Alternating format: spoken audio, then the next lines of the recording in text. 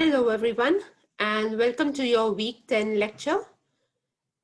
This lecture is on program planning cycle, research ethics and questionnaire designing.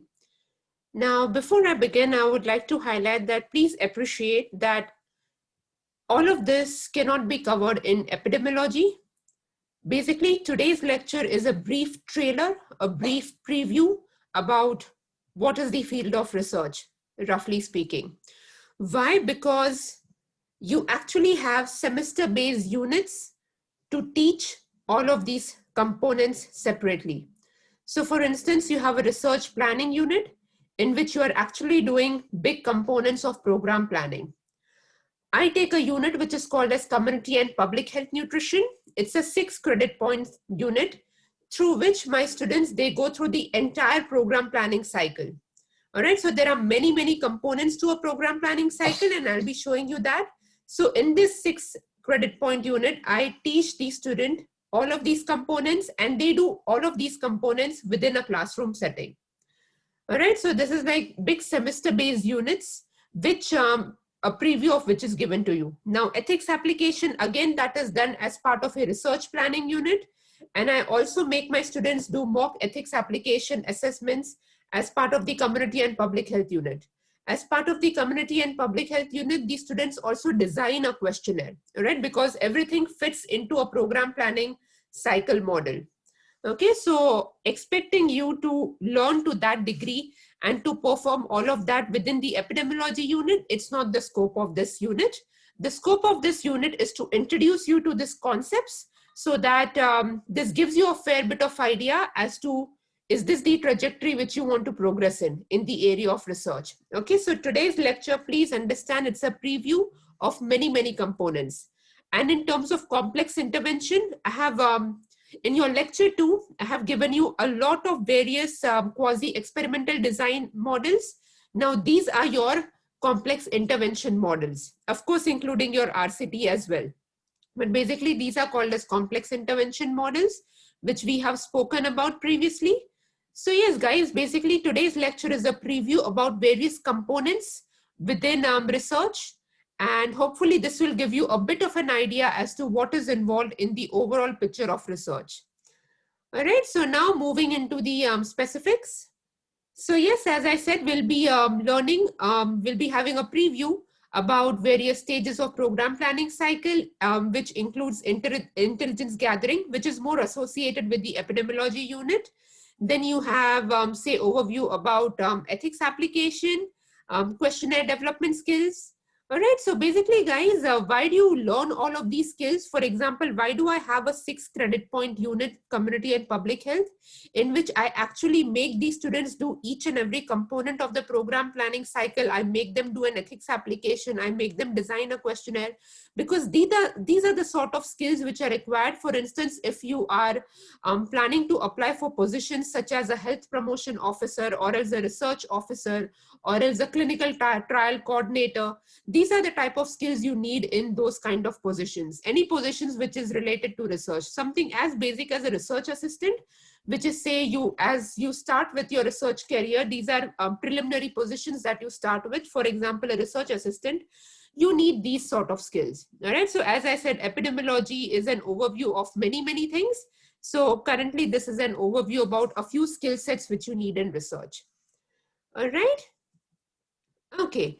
So guys, this is the entire program planning cycle. All right, so basically this model has been proposed by Professor Roger Hugh, and he is a community dietitian nutritionist within the Australian setting, and he has developed this bicyclic framework of the program planning cycle. All right, so basically, as I said, in the unit which is called Community and Public Health Nutrition, the students actually practice each stage of this program planning cycle throughout the semester. Their entire semester is this, which is to implement the program planning cycle in a classroom setting, in a simulated setting. All right, so that is what they do for the unit.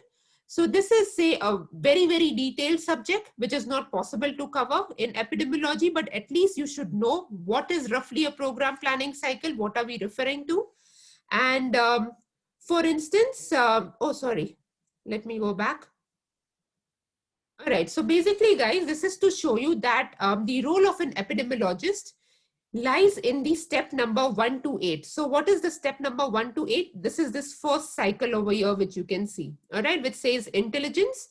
So basically, an epidemiologist is predominantly involved in needs assessment and intelligence gathering, all right? So, but if, as I said, when you advance yourself as a researcher, then you not only are, say, responsible for step number 1 to 8, but step number 1 to 17, all right, as a researcher, as a research officer, things like that. Okay, so yes, basically, roughly speaking, an epidemiologist, a pure epidemiologist, is predominantly involved in, say, the needs assessment phase of the program planning cycle. But as if you're working as a research officer, then you're not just doing step 1 to 8, you are expected to know how to perform all of these steps in research in a real life setting. Okay, therefore at University of Canberra, we have specialized units which teach you all of these steps. For example, I teach this in community and public health nutrition, but basically you also do these, say, as part of 2 units, which is called as research planning and research project. All right, so there are various subjects which teach you these things from various perspectives. But yes, just within the context of the current unit, epidemiologist is responsible for step 1 to 8. All right.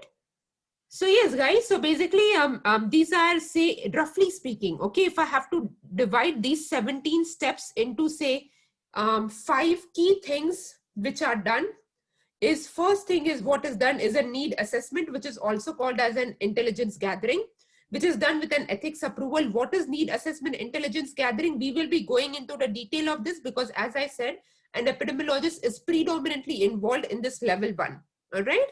And then, for instance, if you advance yourself in research by, say, undertaking specific research-based units, that is when you are learning more specific skills of intervention planning, intervention implementation, intervention evaluation, and then dissemination of results. So for instance, over here, I have given an example, the community and public health nutrition unit. So basically, I train dietitians to learn all of these steps on how to implement a nutrition-based program. For example, at a community level or at a population level, so on and so forth. Okay, so that is the kind of skills which are taught. But as the name suggests, community public health nutrition, so the projects are related to, say, the nutrition setting, the dietetic setting. All right. But for the purpose of this unit, we will be looking at the first step, which is intelligence gathering need assessment, as that is where the predominant role of an epidemiologist lies. Okay.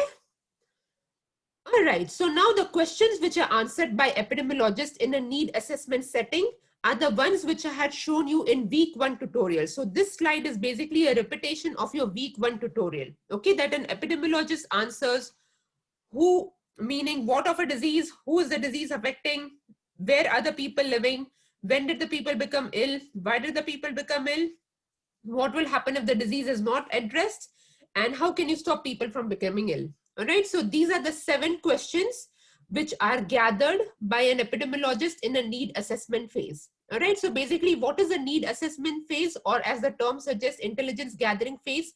It is basically to gather information, all right, about whatever research project you are working on. Okay, so the first step of your research project, all right, is to gather information, existing information, and information from your potential stakeholders. Now, when I use the term stakeholders, your stakeholders could be your participants, your stakeholders could be the, say, the community center which you're working with, or the school which you're working at, meaning the teacher and the principal and the catering staff and the kitchen staff.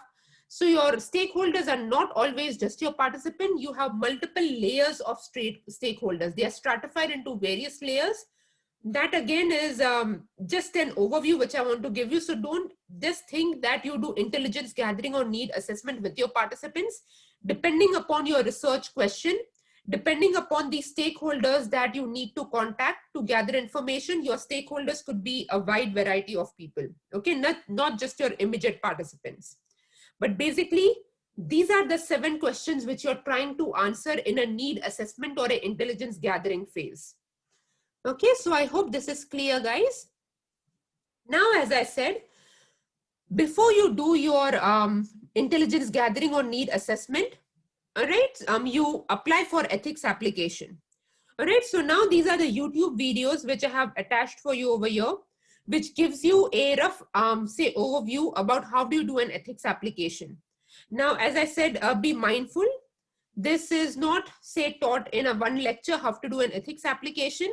You have, say, an entire, say, units for this. For example, the research planning unit. You have an assignment, which is called as ethics application in the community and public health nutrition unit. We also do ethics application for the nutrition related projects. All right. So yes, just what I can flag over here in this preview lecture is that first you do ethics application and then you get in touch with any of your stakeholders. So basically you cannot make contact with stakeholders until you have ethics application. Now guys, again, there are various, say, differences in projects. So when I say this, don't just say it's not written in stone. For instance, there are a lot of projects which are done at a service level which do not have a research intention. A lot of such projects are done at a community setting, or else say in a hospital setting whose intention is not research. And they would be doing very well all of these steps of a program planning cycle, but they do not have an intention of research, meaning they're not going to publish out of it. They are not going to be, say, revealing the data which they have collected. It is just, say, within the internal organization. So there are various ways of, say, why a project may be done. When I talk about ethics application, I'm talking about projects which have an intention for research, which have an intention to be published and to be, say, spread to the wider audience. That is when you do ethics application. All right. So this is something which is very closely discussed between you and your potential supervisor. Okay, that what is the nature of the project, who are your stakeholders, and which parts of your project will require ethics application, for instance. Okay, so please do have a look at this video, guys. This will give you a good preview about what is ethics application, which is what we can cover as part of this unit. All right. Now, for example, basically, I want to give you a rough overview about, as I said, epidemiology is, say, predominantly involved in need assessment, right? So you need to know how do you do need assessment, because basically, how does an epidemiologist do need assessment? All right. So for instance, you do need assessment firstly via just examining the literature. Okay, now examining the literature is something which you are doing as a self-study. All right, so this does not require ethics application. Yes, guys. So basically, there are two components to need assessment. One is the theoretical component. So in the theoretical component, you are examining the current state of evidence, which is via doing a literature review search. All right. The second part of need assessment is more practical. It is more hands-on. You need to do both. Okay, it's not a choice. All right. So when you do a research project, you do both of these components. First, you start with the theory, so you know what is happening in the world. So you're up to date with your knowledge. And then you go and you start contacting your participants and your potential stakeholders. All right. So now this practical part, definitely you need an ethics application, approval, and then you go and you start contacting and making contact with your potential stakeholders. So guys, this is roughly the format, that you do not make contact with your potential stakeholders until you get the ethics application approved. All right. So yes, after your ethics application approval, you start contacting your stakeholders. And basically, how do you gather information from the stakeholders? See, theoretical information you gathered via doing a literature review search. Now, how do you gather information from your potential stakeholders? These are the, say, 4 common methods which are used. These are not the only methods. Okay, guys. So these are 4 popular methods which are used. Okay, so it is, and we'll be going in detail of each of these. So just to give you a brief overview about what roughly is the method trying to capture. Okay, but again, remember, now your stakeholders are not just your immediate participants. Okay, it could be various other people, depending upon what is your research question and what is the organization you're working in. Okay, so always remember, stakeholders does not only mean your participants. Okay. All right, guys. So yes, then you have your, say, as I said, those 4 methods, which we'll be having a overview about. So now the first one is the survey and the questionnaire method. All right. So over here, your survey and the questionnaire, they are, say, generally quantitative in nature, and they could have a few open-ended qualitative question as well. So you could have a mixed sort of a questionnaire or a survey. And this can be completed online. This can be completed as a hard copy. This can be completed, say, without any supervision. Your participant can complete it and they can then email it to you and things like that. Or else you can say actually have all of the information in an interview method. So basically these are your questionnaires or your survey. And you may have also completed a lot of questionnaires in your life. Something as simple as, say, Woolworths sending that complete this participant survey thing and you get a $10 voucher and stuff like that. So basically, yeah, survey questionnaire method, very useful for collecting data on a large number of people. All right, so I'll be giving you an example for the same later on. But yes, survey questionnaires are excellent when you have to like reach out to say 500 people, 600, 10,000 people. This is like the most quickest method to do it. All right, to gather your say information, your need assessment or intelligence gathering. All right, then you have the Delphi method. So what is Delphi method? It is qualitative in nature. So your questionnaire, as I said, they are quite quantitative in nature, because you want 10,000 people to fill up something. They are not going to give you essays, right? They're just going to give you quick answers. Okay, so yes, basically surveys very likely are predominantly quantitative and some amount of qualitative. Delphi method, they are predominantly qualitative in nature. In Delphi method, you're trying to gather information from experts. It is not like a layman audience. Okay, so you have these key experts. So let me give you a real life example. So for instance, when I was doing my postdoc at Emory University in Atlanta, so over there, we had done a Delphi method. And in Delphi method, basically I was working in the area of nutrition genetics. Okay, so in an area which is called as phenylketonuria. So there are patients who cannot metabolize protein. So this is called as a phenylketouric patients. So basically we wanted to gather very, very unique dietitians who are say genetic metabolic dietitian experts, more than 10 years of 15 or more than 10 to 15 years of experience. All right, we want to gather them all in one platform. And then we wanted to say gather information from them. All right, so basically now this is not reaching out to the layman. This is reaching out to these handful of highly expert dietitians, all right, who are working in the space of genetic metabolic nutrition. Okay, so that is where we run a Delphi method, where we gather these dietitians on one platform, which was the online platform on Adobe Connect. Why? Because now these dietitians, they were dispersed all across the United States and United Kingdom. So just like via Zoom or something, we used Adobe Connect. We used to gather all of them on that platform. And then we used to discuss various things, which is like, what are the determinants of the issue, and meaning what is causing that issue, and like what are the potential strategies to address it. So this is all need assessment, where you're trying to identify your what, who, how, where, all of those questions which an epidemiologist tries to investigate. So we investigated those questions with the Delphi method, which is done with experts. And now please be mindful, guys. Of course, because these are experts, they know a lot in their area. So of course, they will be sharing with you a lot of evidence-based research as well, publications and things like that. But they even have their own expert consensus, which is your NHMRC level 5 evidence. Okay, meaning they are, they have seen this in their 50 years of practice or something. But of course, there is no, say, publication to back it up. So a Delphi method collects everything, right from, say, evidence, which they may share a RCT trial with you, which could be, say, your level 2 evidence, or else they can have their own clinical consensus. In the need assessment stage, you're just trying to gather as much information possible about your topic. You have done that via the theoretical pathway, which is your part 1 of need assessment. And now you're doing it via your practical pathway, which is your Delphi method. All right, so I hope it makes sense. Okay, then you have observational methods. So now observational method, again, they are highly qualitative in nature. You may observe your, say, potential stakeholders or your participants, say, in a natural environment, meaning in the natural setting, say, for example, how kids are interacting in a school environment, and you want to see, say, the influence of peer pressure on say junk food consumption or something like that. Okay, so basically you are then observing these children in their school setting, just sitting over there observing and collecting your data. Okay, but yes, this requires ethics approval. Okay, you can't just be sitting like a weirdo over there and observing kids. It's not nice. All right, you need ethics approval.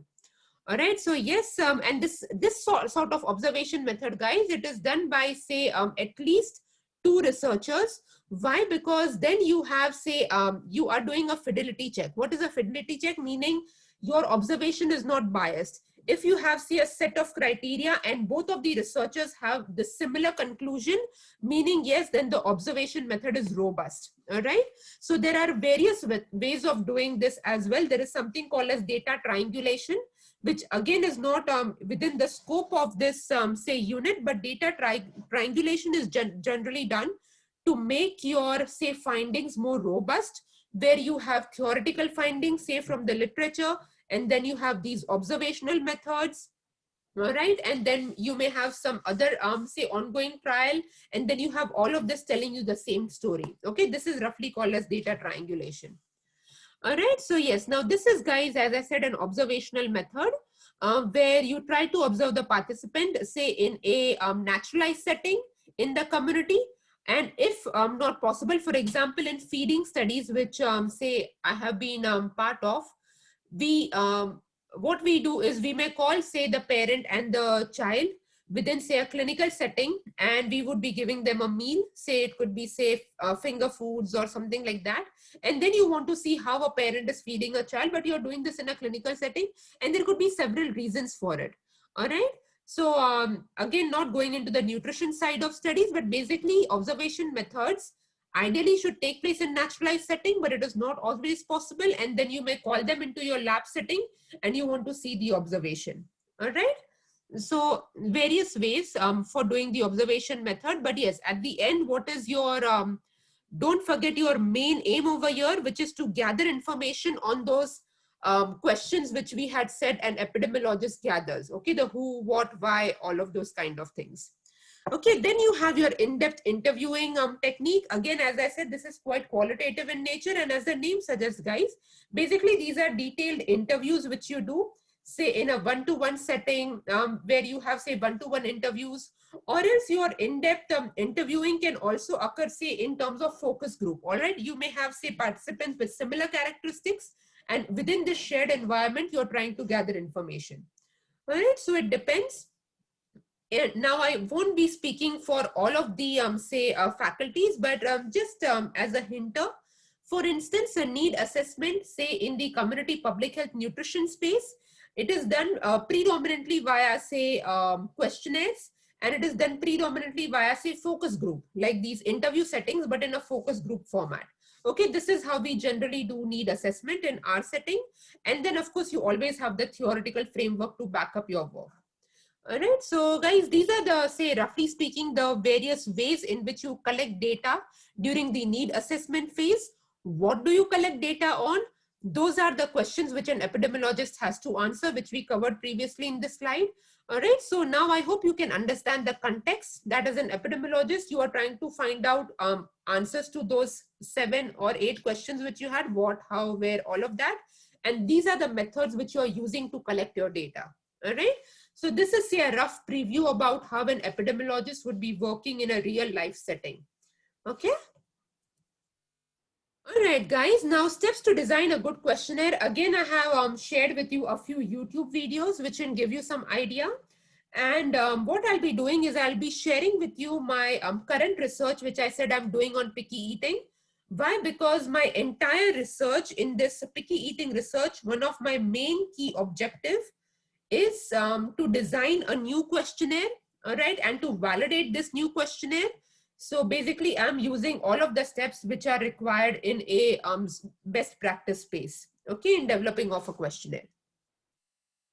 All right, so now, guys, basically, this is, say, all these snippets from my own research paper. So the current research which I'm doing, I published a protocol paper for the same. So what is a protocol paper? It's a methods only paper. All right, so basically there are no results. You're just describing the methods of how you're doing your own original research. All right. So yes, guys, so the very first stage which I had in my research is to develop a questionnaire. All right, so now giving you a rough idea. So see, I did all of that, but first I took ethics approval. All right, so that's why I have this ethics approval number. So I did an ethics application to University of Canberra. I got the approval, and then I started doing my work. Okay, so to show you the best practice steps, so that first step is covered, which we spoke about. Okay, then for instance, now as I said, one of the biggest thing which I'm doing in my research is I'm developing new questionnaires. All right. So now again, the rationale for developing new questionnaire not covered over here, but basically because there are no such questionnaires in the research examining picky eating, that's why I'm developing it. Okay, so not going into the nitty-gritties of it. But now guys, in this, I'm developing two questionnaires. One which is going to be completed by the parents, and the second which is going to be completed by children, 7 to 12 years of age. All right, so I'm developing two questionnaires. Okay, so the first thing which I did in questionnaire development is I looked at questionnaires which were similar to the questionnaire which I wanted to develop, but they were similar. They were not really answering the question which I wanted. And that's why I'm making these efforts of developing this new questionnaire. If this questionnaire already existed in the literature, why would I develop a new questionnaire? I would just use an existing questionnaire, right? So I looked at similar questionnaires, and from that, I took the main idea, the themes, and then I drafted my own questionnaire. All right. So now this questionnaire is food-based questionnaire. It's a picky eating questionnaire. Okay. So basically, I want to know from parents if they perceive their children to be picky eaters for XYZ food. And from a children's point of view, I want to know what are the likes and dislikes of children for specific food items. All right. So it is sort of a food frequency questionnaire to give you a very, say, rough idea. All right. So now when I developed my questionnaire, one parent questionnaire and one child questionnaire, then I went to, say I did a very informal Delphi method. All right. So we spoke about Delphi method, right? So I took this questionnaire to expert dietitians who are working in the space of maternal and child nutrition. So who are working in the area which I'm working in. All right. So maternal and child nutrition, they looked at my questionnaire, and because they are dietitian, they could say review a questionnaire and they could critique it from say a dietetic point of view. So they give me a lot of useful feedback. All right. So I did this by integrating, I think it was set of 4 dietitians that I had. One was in Sydney, 2 were at University of Canberra, and the 4th one was in India. They looked at my questionnaire, they reviewed it, and I did it from an Australian setting. All right. So yes, it was good to see, like from a didactic perspective, what were their suggestion and how do I Australianize this questionnaire. So I'm very sure that my participants who are living in Australia, because this questionnaire is meant to be administered to mothers and children within the Australian setting. All right. So to make sure that the dietetic guidelines are being followed, the foods are Australianized, and it's all following all of that. So I got a lot of good feedback from clinical experts. Then I revised that questionnaire based upon the clinical experts' guidance. Then what I did was I did a pilot study with this questionnaire where I called around 15 to 20, say, primary caregivers and children, meaning parents and children. I asked them to complete this questionnaire. They could complete this questionnaire online or as a hard copy. All right. So once they completed the questionnaire, I called them to University of Canberra Hospital, and I did face-to-face interviews with all of these 15 to 20 parents and children, okay, for me to know whether they understand the questionnaire. And basically what I did in the interview setting, I'll show that to you in the coming slides, because these are exactly the steps which you do in real life setting if you're developing a questionnaire. All right. So I can't make it more easier than this. Okay. So I'll go on to that interview thing, say in the coming slides, but just to tell you the flow of things. So yes, this is the stage where I did the development of the questionnaire. Then it went for clinical consensus. Then I piloted the questionnaire with a handful of mothers and children. I did face-to-face interviews, detailed interviews with these mothers and children. All right. And then they give me a lot more feedback, say from a participant point of view, people who are going to be completing this questionnaire in the future. All right. So I incorporated their feedback. I again revised the questionnaire. And then finally, this questionnaire was ready to be used in my study. All right. So now my questionnaire was ready to be used in the study, where I had to collect data on 369 primary caregivers, meaning parents and children. Why 369? Because I calculated the sample size. This is the sample size I need to validate my questionnaire. Guys, only developing a new questionnaire is not part of your research. Anybody can develop a new questionnaire, but you need to scientifically validate a questionnaire. And there are many, many steps in questionnaire validation, which includes a lot of your concepts of reliability and validity, which you have learned. All right. So validation requires a lot more bigger sample size, questionnaire validation. All right, and you have a lot of sophisticated statistical approaches to actually validate your questionnaire, something like structural equation modeling and confirmatory factor analysis. All right, so I'll be doing all of that to validate my questionnaire. Okay, but to validate my questionnaire, I can't do it on 50 mothers. I have to do it on a very large sample size. Therefore, this big number. All right.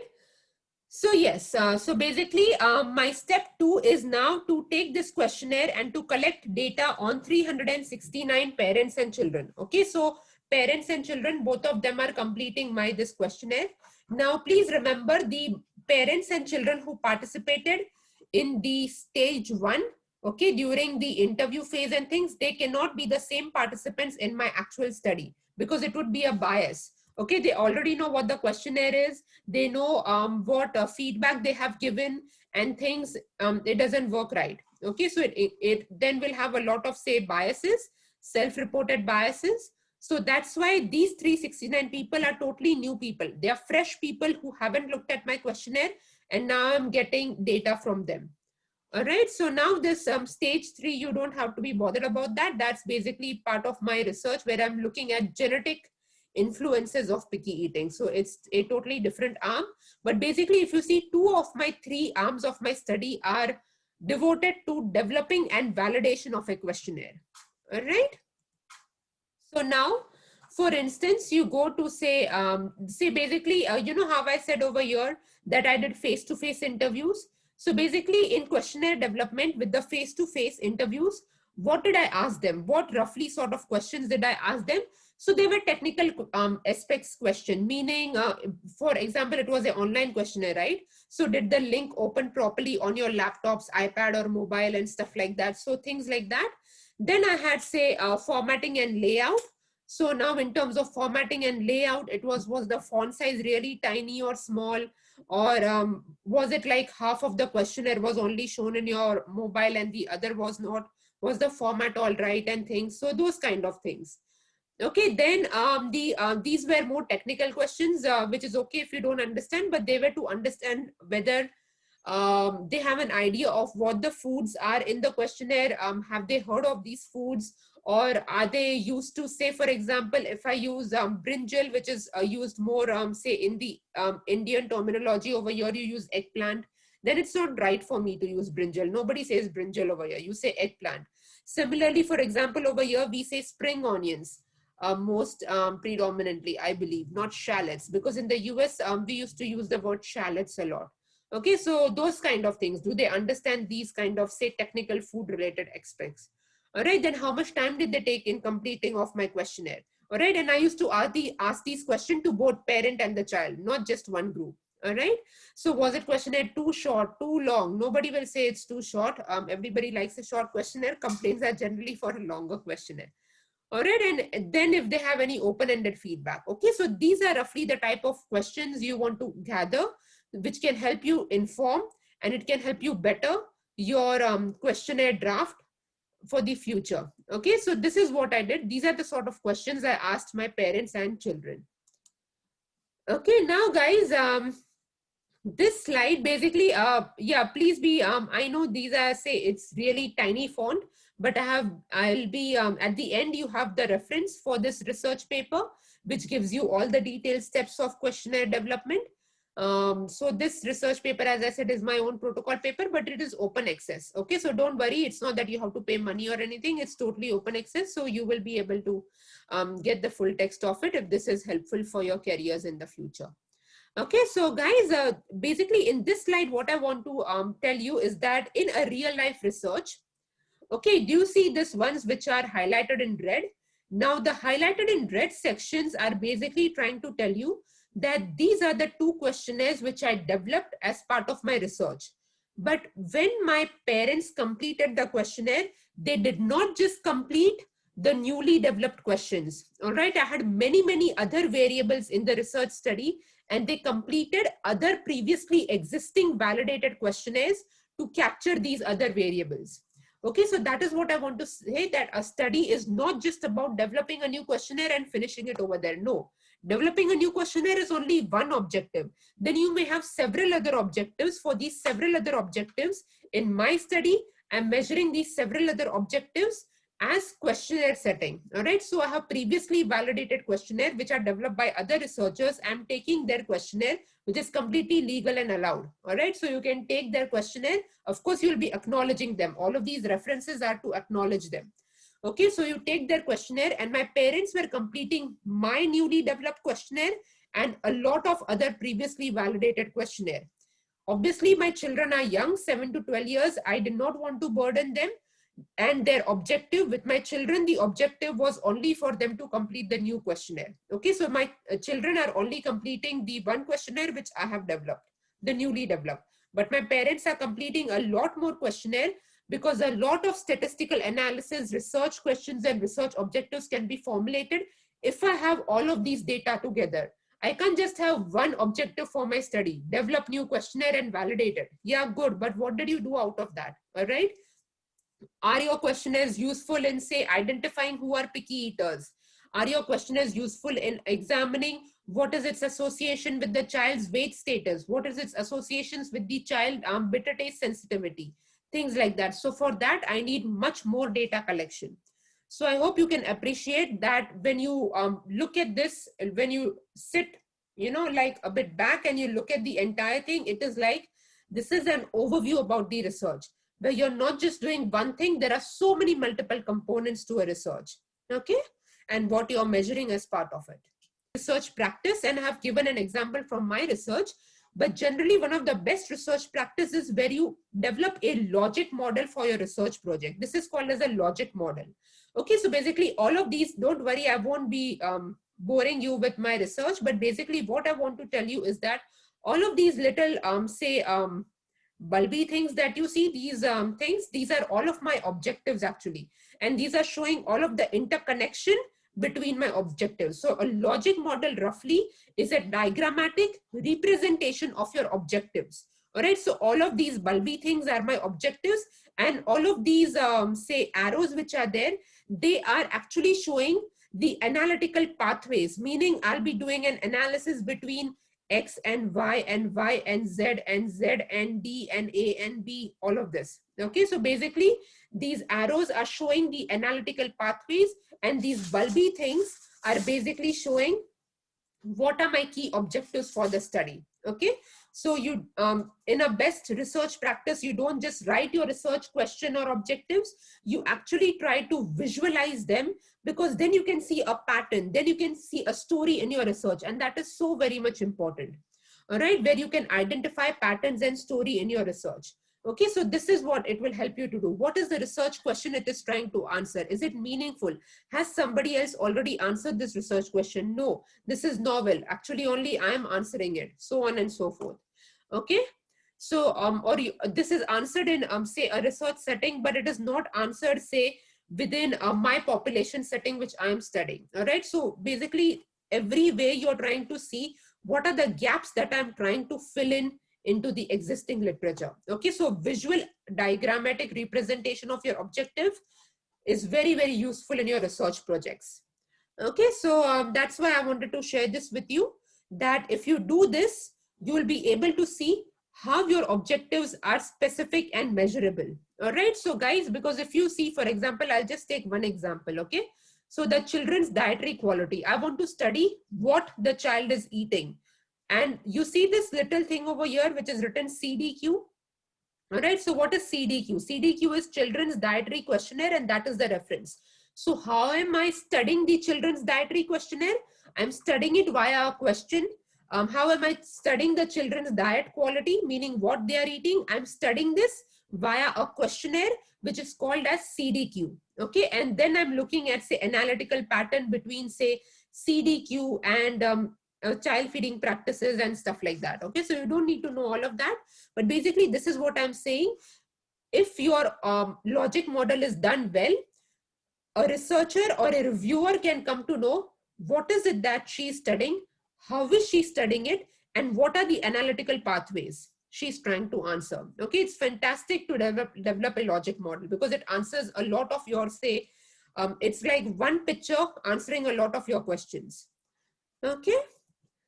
Now, guys, as I said, your objectives should always be should be such where you can collect data on your objectives, and finally, the data which you have collected should be analyzable and they should be feeding back to your objectives. So now this say table which you have, which is again from my research paper, is showing you this connection.